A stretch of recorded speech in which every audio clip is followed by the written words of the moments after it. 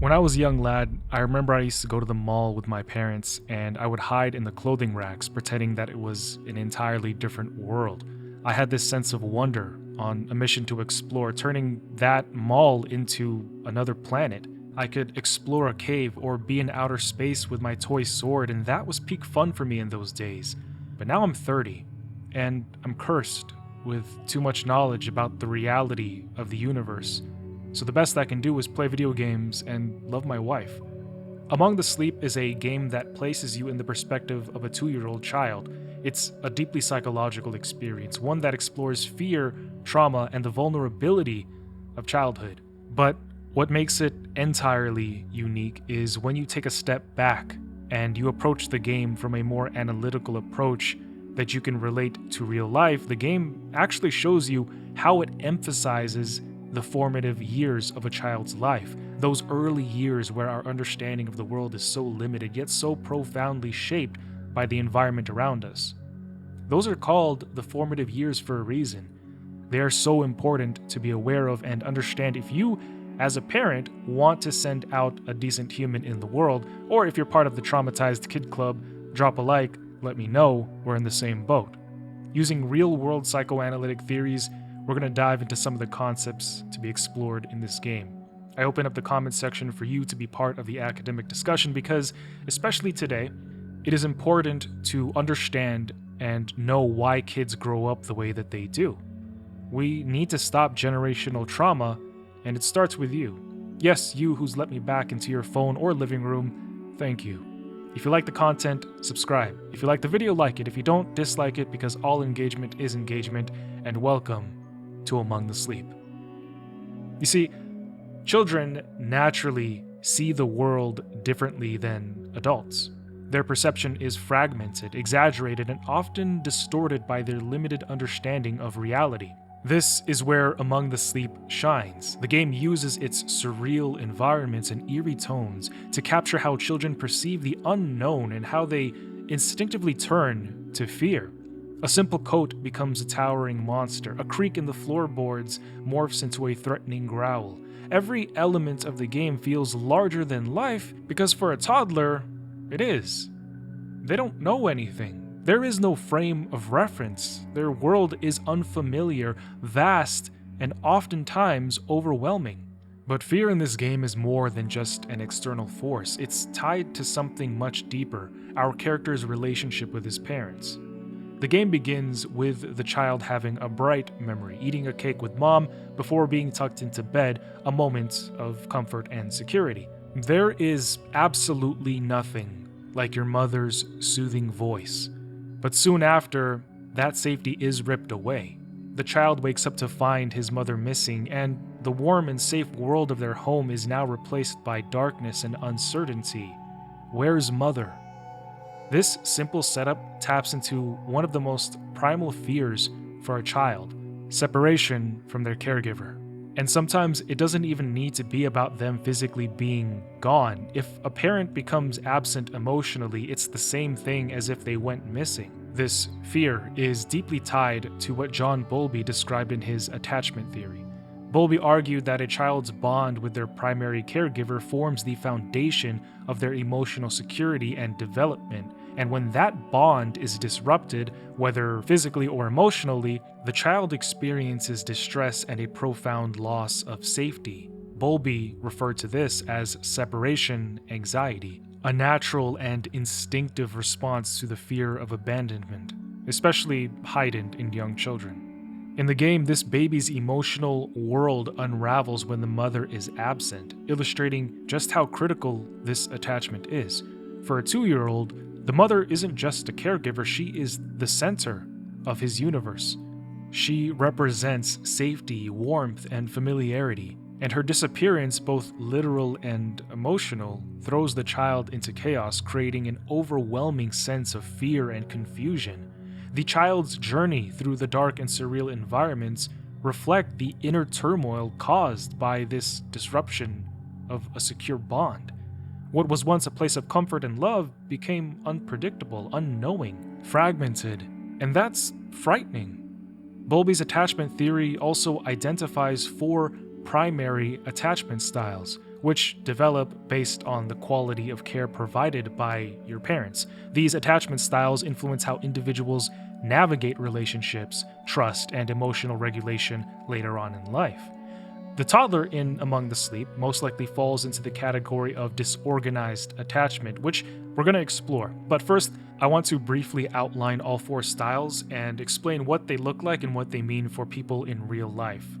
Alright, so secure attachment, that is the most ideal style. It is formed when caregivers consistently provide love, safety, and responsiveness. Securely attached children feel confident in exploring the world, knowing that their caregiver is always going to be there for comfort.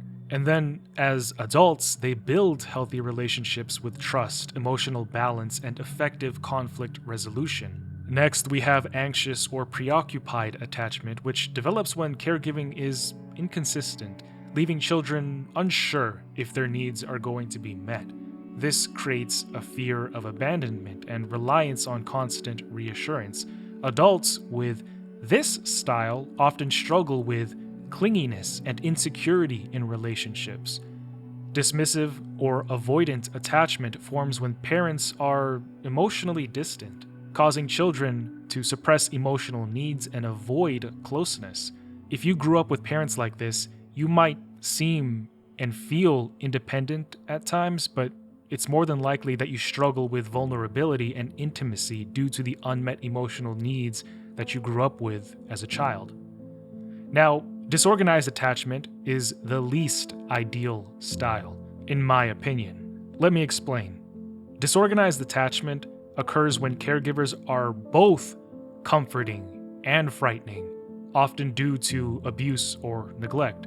This leaves children in a state of confusion and fear, unsure whether to seek closeness or avoid their caregiver.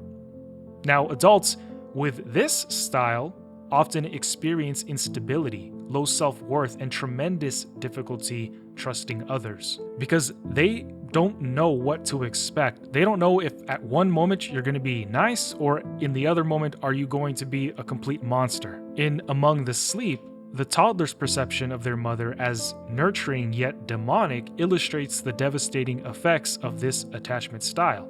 In the game, the toddler's perception of the mother as a literal monster embodies the essence of disorganized attachment.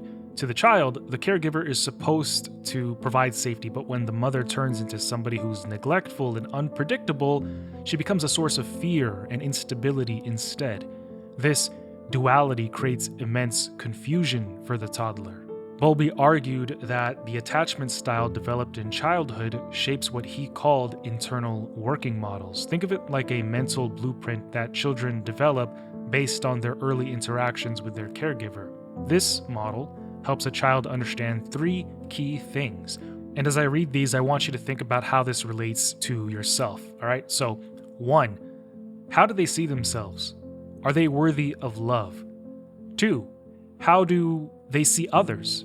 Are people trustworthy and reliable? 3, how relationships work? Are they safe, dependable, or are they chaotic and unstable? As I read those questions, how did you answer them? Let me know in the comments. This working model is closely related to the 4 attachment styles, but it is not the same thing. They're different. While attachment styles describe how a person acts in a relationship, the internal working model is the belief system behind those behaviors. Essentially, the attachment style is how, and the working model is why. If you had a caregiver who was consistent, responsive, and loving, you would probably feel positive and loved. This creates what's called a secure attachment, where the child feels safe to explore the world and trust others. Later in life, this translates to healthy, balanced relationships where they can handle conflict, trust people, feel emotionally stable because their early experiences taught them that relationships are safe, dependable, that it is okay for you to fall in love. Now, let's imagine if the caregiver is emotionally distant or neglectful. In this case, the child develops a working model where they feel unloved, rejected. This leads to avoidant attachment, where the child suppresses their emotional needs and relies only on themselves because they really had nobody else to rely on when they were growing up. so they learned to only trust themselves, because that's all they had. As adults, these people tend to avoid closeness and struggle with intimacy because vulnerability feels unsafe. They've learned that it's better to just trust themselves than to risk trusting others, getting rejected, and then feeling betrayed. And then there's the situation, the third one, where caregiving is inconsistent. Sometimes the caregiver is loving, but other times they're absent, unpredictable. Maybe they're loving one moment and then the next they're scornful. This makes the child eventually feel angry and confused, creating what's called anxious attachment or resistant attachment. These kids grow up overly dependent on relationships, constantly seeking reassurance. They often feel anxious in relationships, worrying about being left, about being good enough. Did I do something wrong? Did I say something wrong? Was there something that I didn't do? Is he going to leave me? Is she going to leave me? All right, I want you to backtrack and think about your relationships, how they are, and maybe, stem it back to how you grew up. And notice that it all always comes back up to the top because it's all interconnected. It starts at the foundational level with how we're treated as children, how we learn love from our parents, or, hate from our parents, unfortunately. That's the reality of it. By understanding these attachment styles, we can see how in Among the Sleep, the toddler's fear, confusion, and search for safety reflect deeper psychological realities. But this also highlights the importance of consistent, nurturing caregiving in shaping a child's emotional resilience and ability to navigate life's challenges. Love your kids, take care of them, nurture them, don't mess them up. And if you grew up messed up, learn what your parents did wrong and do your best to not emulate that with your own children. But the story of Among the Sleep itself is straightforward. After celebrating our second birthday with some cake, a knock on the door interrupts the moment with Mum. Almost instantaneously, the toddler's vision begins to warp and sounds distort. This subtle but powerful moment suggests that the child already has preconceived notions about what's likely about to happen. This is called trauma response, conditioned by past experiences where the body reacts physiologically, where your mental state begins anticipating something frightening, and so the chemicals in your body literally changes and releases certain chemicals in response to that. The distorted sensory input reflects how deeply ingrained that this fear has become, even in somebody so young. From these early moments, we can gather hints that this child in the game has grown up in a household marked by conflict, possibly with separated, divorced parents who frequently fought. Now, while the extent of this trauma is unclear, what the game does very well here in the beginning is that it sets the stage for a story steeped in the emotional weight of a toddler's perspective. Okay, so PTSD is often associated with adults. Now, usually it's particularly military veterans, but it can actually deeply affect children as well. In Among the Sleep, this is illustrated when the knock on the door triggers the toddler's trauma response. Their reaction, hyper-awareness, distorted perception, and instinctive fear mirrors key symptoms of PTSD, specifically hyper-arousal. The toddler's brain prepares for danger before they fully even understand what's happening. This reaction isn't learned in the moment, but conditioned over time, a process that ties into Ivan Pavlov's theory of classical conditioning. You see, Pavlov demonstrated that repeated exposure to specific stimulus could create an automatic response, a reflex. For an example, in his experiment, he rang a bell and he had conditioned a dog to start salivating, so automatically the dog started salivating because they were expecting food. That is an automatic response. And for our brave protagonist, repeated exposure to conflict, such as witnessing his parents argue, has trained his mind to associate similar cues like a knock on the door or the presence of dad with fear. Compounding this is the child's inability to completely grasp the context of what's happening, which makes the experience even more terrifying because he doesn't know what's going on.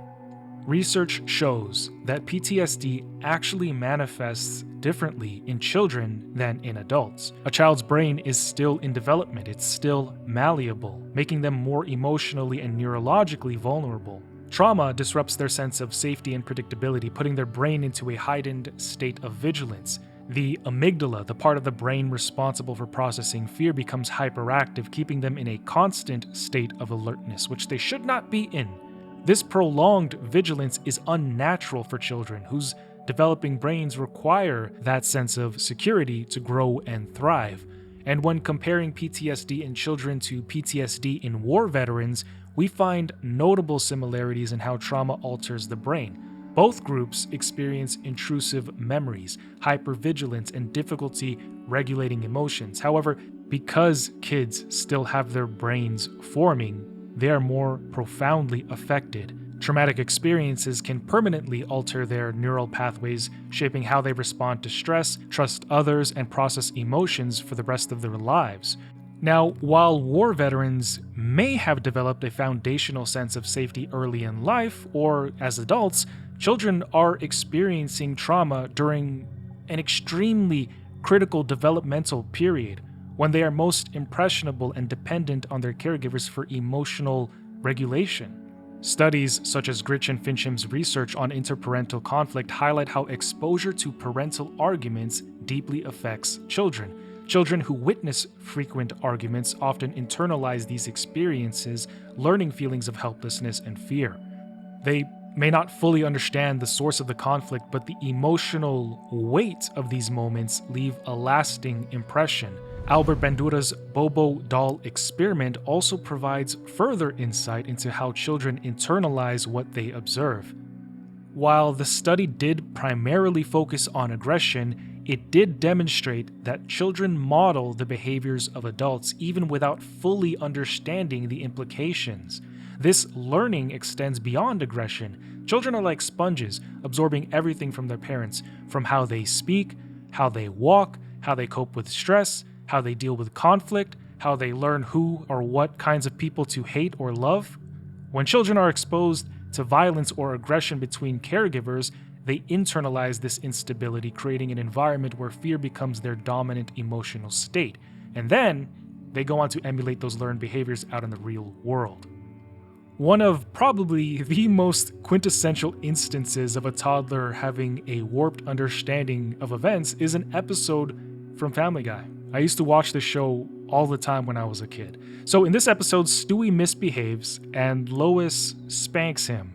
But the way in which Stewie, who was a toddler, perceives it, "It was horrible, Rupert. It was like a nightmare. Lois came at me like a wild animal. I had no way to defend myself. Mother, I'm sorry I went against your wishes. I'm sorry I misbehaved, Mother. I'm sorry I misbehaved. It was awful, Rupert. I felt terrified and brutalized and humiliated and alive. My God, I haven't felt that alive in years." Yeah, I love Family Guy. Stewie always had a fantastical comprehension of reality, which reflects the overarching theme that I'm trying to convey to you here. Mom returns with a gift and then takes us upstairs as we goo goo gaga and the creeping darkness trails behind us. Mom then puts us in, actually I forgot what this is called, some barrier to contain us for safety purposes. Editor, can you put what this is called, please? The phone rings, Mom leaves, and we escape this confinement facility, and we find our teddy bear in a treasure chest who somehow escaped his gift box, but is now talking to us.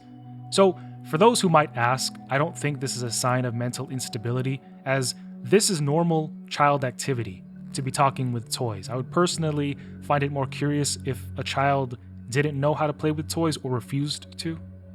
But Teddy is far more than just the toy. He's a vital psychological anchor for the toddler, embodying safety and comfort in an otherwise terrifying world.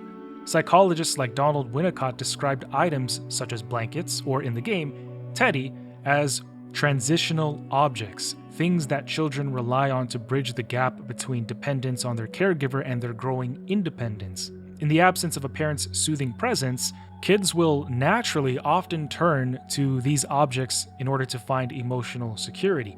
Teddy plays this role perfectly, speaking in a soft, calm, reassuring voice, and then he becomes the beacon of warmth and light, symbolizing the emotional connection that the child craves later on in the game.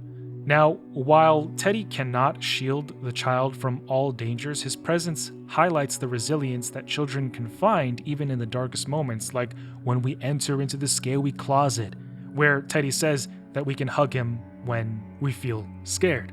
But personally, I grew up forced to embrace fears, which is weird how that translates into my refusal to hug the bear at all in this sequence. But anyway, Mom finds us in the closet and then puts us to bed. In the dead of the night, an invisible force would take Teddy out of the room, and then our crib would knock over, sending us tumbling out.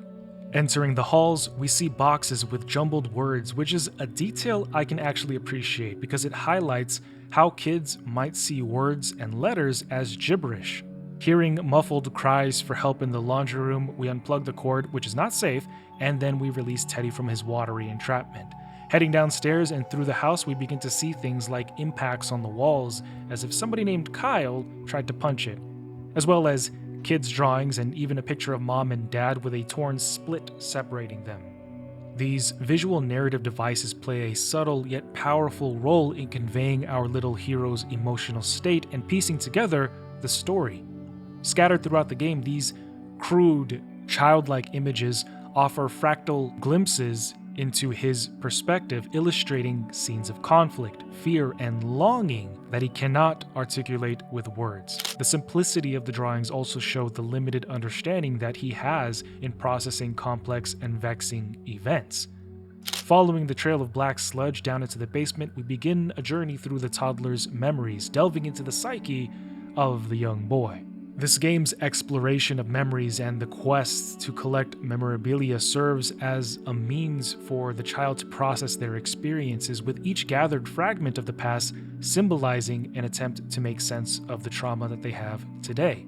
The environments, atmosphere, distorted and surreal, reflect the child's subconscious reassembling their lived experiences in a way that is both haunting and abstract, in a way that the child kind of tries to understand it. This aligns with the concept of memory reconsolidation, where revisiting traumatic events in a manageable way can help integrate and process them emotionally. This story isn't only about us trying to find mommy, right? It's about piecing together a shattered sense of safety and meaning in the dark, chaotic world that we've been forced and thrusted into. It's completely creepy, and it's a daunting experience to have to go through, even more so as a child, without a guardian to teach and guide him how to navigate all of these things. For now, he's just got himself. This underscores how important it is for parents to be present and nurturing and intentional in teaching their children the tools they need to thrive as adults. Parents serve as a child's first role model, their introduction to the world. You can instill a sense of security in your child that stays with them for life, or you can be neglectful and unstable, leaving a lasting scar on your kid, and the worst part about that is that they're going to take that and perseverate that into the future, where their own kids will likely receive the same treatment, and this makes the curse intergenerational. During the game, we encounter paintings that change as you get closer to them, visually portraying the deterioration of the toddler's family life. These shifting images suggest the growing absence and neglect of the parents, painting a narrative where the father left the mother. While we can speculate on who left first or who's to blame or why, it ultimately doesn't matter, because it is the child who suffers the most. What becomes evident is the presence of alcohol throughout the story. Scattered liquor bottles suggest that the mother turned to drinking as a coping mechanism, a crutch to navigate her pain and struggles. This suspicion is confirmed when we see the mother surrounded by bottles, her dependence on alcohol fully revealed.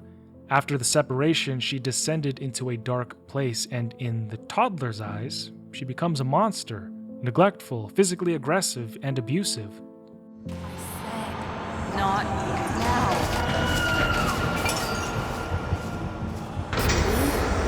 Quiet now. Mommy had a bear. Please go somewhere else. I'll just... You can't be nice and do what Mommy says.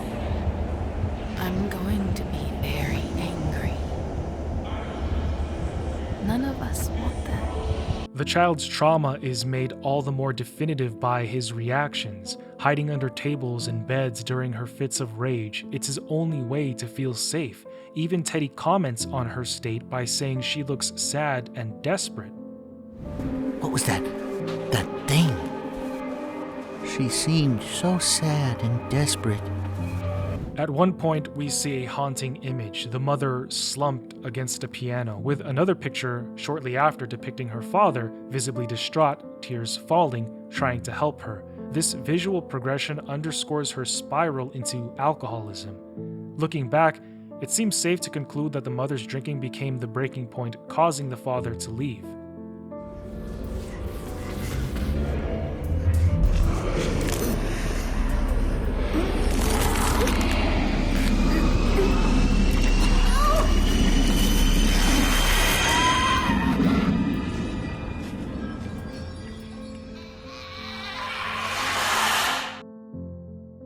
But the final blow comes when we try to retrieve Teddy in the real world, and Mom violently pushes us to the floor.